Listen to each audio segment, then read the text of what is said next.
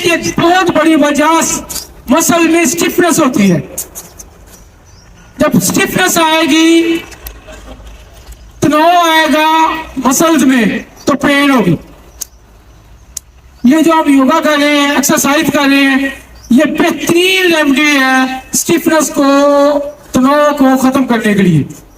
इसी तरह अगर फौरी आपने पेन को दूर करना है तो याद रख लें, जितनी हम पेन किलर्स ले रहे हैं ये हमारे इम्यूनिटी सिस्टम के खिलाफ बहुत बड़ा लॉस है। जिस कंपनी की भी आप पेन किलर ले, उसी कंपनी का लीफलेट गूगल कर ले तो आपको अंदाजा होगा जो कंपनी वो दवाई सेल कर रही है वो खुद बता रही है कि इसके कितने साइड इफेक्ट्स हैं।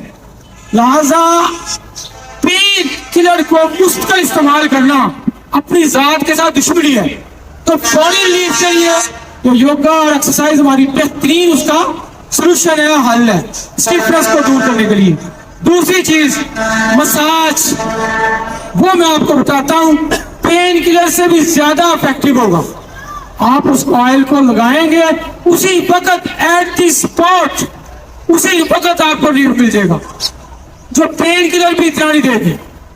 वो 7 पुदीना, 7 अजवाइन और कपूर, ये तीनों चीजें मिक्स कर लेते हैं। ये जल में रखें, थोड़ा सा जिस जगह पे पेन है आप मसाज करते हैं, 1 मिनट में से पहले दर्द आपका खत्म। अच्छा, ये तो है फौरी रिलीफ। लेकिन अगर आपने स्टिफनेस को वंस फॉर ऑल खत्म करना है, मुस्तकिल खत्म करना है, विदाउट मेडिसिन खत्म करना है, फिर दूसरा ऑयल जो है आप रेगुलर उसको यूज करें।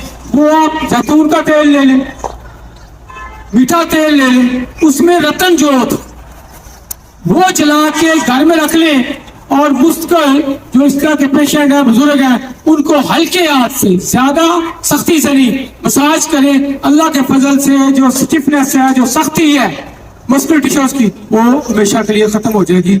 ये विदाउट मेडिसिन अल्लाह की नेमतें हैं, इतनी बड़ी नेमतें हैं, इसको हमें इस्तेमाल करना चाहिए और अल्लाह की नेमतों से फायदा उठाना चाहिए।